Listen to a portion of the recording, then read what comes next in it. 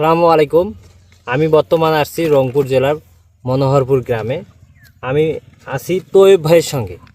আপনারা দেখতে পাচ্ছেন এই যে তৈয়ব ভাই একটা প্যাকেটের মধ্যে মাটি ভরাচ্ছে। আসলে এই মাটি ভরার উদ্দেশ্য কি, এর উপকারিতা কি, এই সম্পর্কে আমরা জানবো।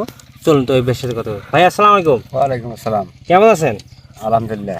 আচ্ছা, এই মাটির মধ্যে আপনি কি কি মিশাইছেন এখানে? এখানে মাটির মধ্যে মিশাচ্ছি, মনে করো জৈব সার আছে, গোবর আছে, দিয়ে মাটি মিক্স করিয়ে ওই ঢাকিতেছি। এখন প্যাকেট করবো। ওই প্যাকেটটা চারাটা হইলে, চারাটা দুপুরবেলাও যদি গাড়ি, এই চারাটা ঝাউড়বে না, শিপে ওটা বেঙ্গলে পকেই থাকবে।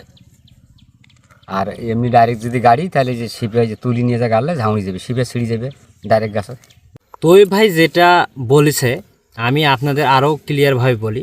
এই প্যাকেটে যদি চারা আমরা করে থাকি তাহলে জমিতে রোপণ করার সঙ্গে শিকড় ছেঁড়ার ভয় থাকে না, শ্রমও কম লাগে, মানে অল্প সময় আমরা অধিক চারা উৎপাদন করতে পারি অল্প জায়গায়, রোগ পোকামাকড় আক্রমণ কম হয়, স্থানান্তর করাও সুবিধা হয়। এক জায়গা থেকে আরেক জায়গায় আমরা অতি দ্রুত আমরা স্থানান্তর করতে পারি।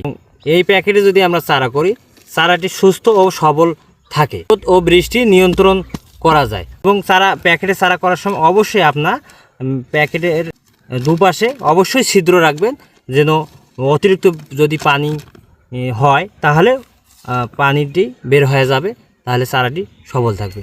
ধন্যবাদ এতক্ষণ আমার সঙ্গে থাকার জন্য। আসসালামু আলাইকুম।